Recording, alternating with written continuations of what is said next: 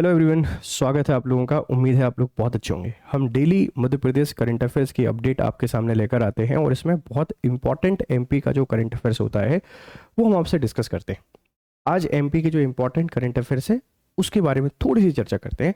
एक बात आपने ध्यान रखनी है कि ये लेक्चर थोड़े से छोटे होते हैं और छोटे होने के पीछे रीजन ये है कि एमपी में जो करंट से रिलेटेड, हमारे पेपर से रिलेटेड जो खबरें होती हैं वो काफ़ी कम होती हैं, वो 2 या 3 ही होती हैं।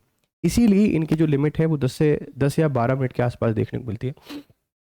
हालांकि हम इसको थोड़ा स्ट्रेंथ करने का प्लान कर रहे हैं कि एटलीस्ट 15 से 20 मिनट का इसको बनाया जाए।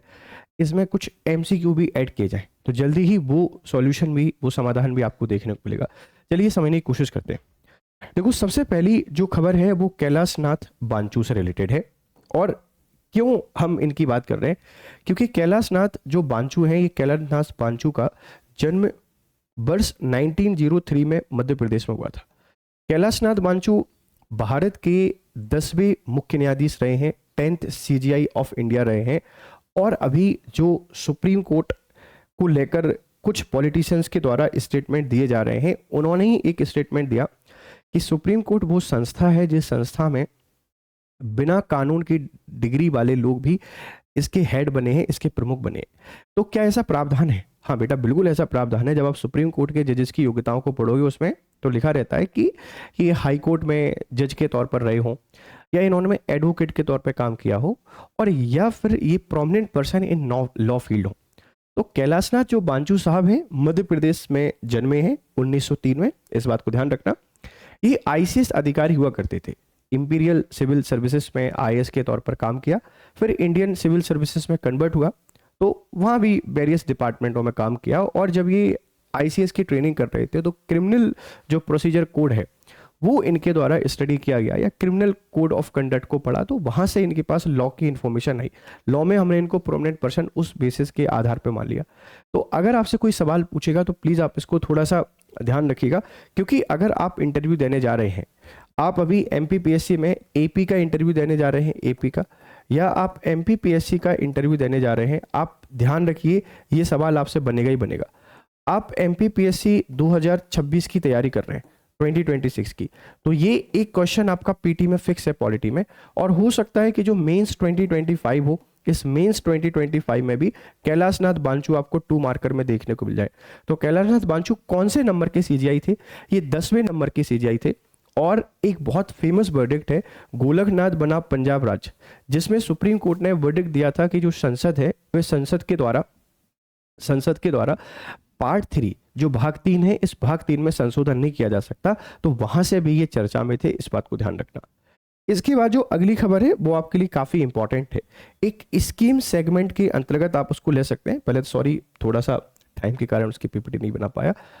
स्कीम, अगर आप सेगमेंट की बात करेंगे, स्कीम या योजना के तौर पे आप उसको याद रख सकते हैं।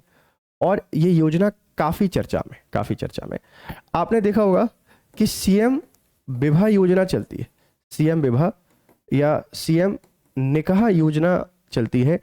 और सीएम विवाह और सीएम निकाह योजना का मतलब ये है कि सरकार के द्वारा सामूहिक शादियां यहाँ पे कराई जाती हैं और इनमें फाइनेंशियल सपोर्ट भी किया जाता है।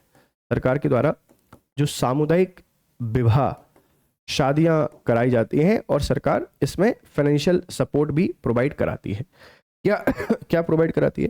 तो जो राशि है, राशि या अमाउंट की आपसे कोई बात करता है तो ये अमाउंट तो दिया जाता है 55,000, 55,000 रुपए की राशि सरकार देती है।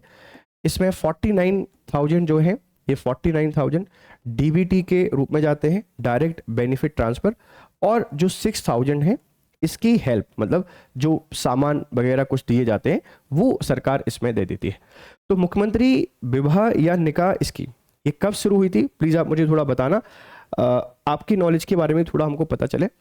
इसमें सरकार के द्वारा अमेंडमेंट किया गया है, सरकार ने इसमें संशोधन किए, अमेंडमेंट। और अमेंडमेंट या संशोधन क्या है? ये एमपीपीएससी 2025 मेंस का एक 7 मार्कर है, इस बात को ध्यान रखना। इन्होंने बोला है कि सबसे पहली चीज तो अगर आप मुख्यमंत्री निकाह या कन्या विवाह योजना का लाभ लेना चाहते हैं तो जो फैमिली है, इस फैमिली के पास बीपीएल कार्ड होना बहुत जरूरी है। जो फैमिली है, इस फैमिली के पास बीपीएल कार्ड होना जरूरी है। अगर आप बीपीएल कार्ड धारक नहीं है, बीपीएल कार्ड अगर आपके पास नहीं है, कार्ड धारक होना चाहिए। अगर नहीं है तो फिर इसका फायदा आपको नहीं मिलेगा। अब देखो बीपीएल कार्ड है तो सीधी सी बात है कि भाई वो जो पॉवर्टी फैमिली है ये पॉवर्टी लाइन के नीचे ही होगी।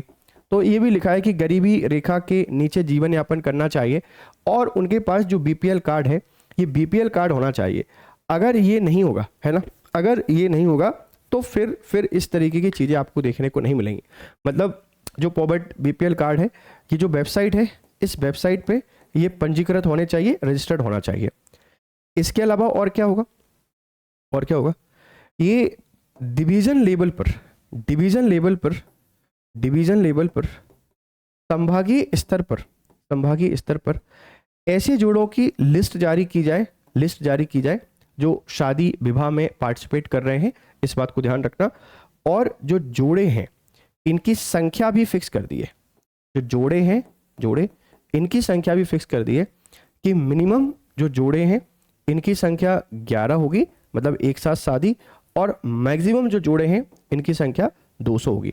तो आपसे कोई सवाल पूछ सकता है कि अभी रिसेंटली मुख्यमंत्री विवाह या मुख्यमंत्री निकाह योजना में सरकार के द्वारा संशोधन किया गया है, सरकार के द्वारा इसमें अमेंडमेंट किया गया है। ये अमेंडमेंट क्या है आप एक बार इनको लिख लीजिए, मैं इसकी पीपीटी आपसे शेयर कर दूंगा, ठीक है, ध्यान रखना, शेयर कर दूंगा। और इसमें ई केवाईसी भी जरूरी है। ई जो केवाईसी है, ये ई केवाईसी होना भी बहुत जरूरी है, क्योंकि सरकार को पता है कि हर स्कीम का आजकल मिसयूज हो रहा है। खैर इसमें मिसयूज क्या ही होगा, कोई अगर इसमें जाके शादी कर ले रहा है वो ठीक है, वो भी ठीक है। तो ये इसमें कुछ संशोधन अनाउंस किए गए हैं, आप इस बात को ध्यान रखना। अच्छा, इसमें एक और बात ये है कि जो पैसा जाता है ना, ये जो गर्ल मतलब जो लड़की है, इस लड़की के खाते में जाता है, लड़के को नहीं दिया जाता।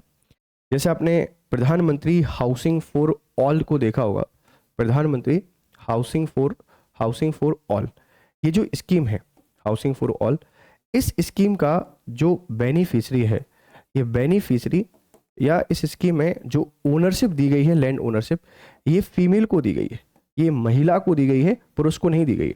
तो इसी तरीके से जो हमारी स्कीम है सीएम विवाह या निकाह योजना, इसमें भी जो पैसा जाता है ये वधू के खाते में जाता है, ठीक है।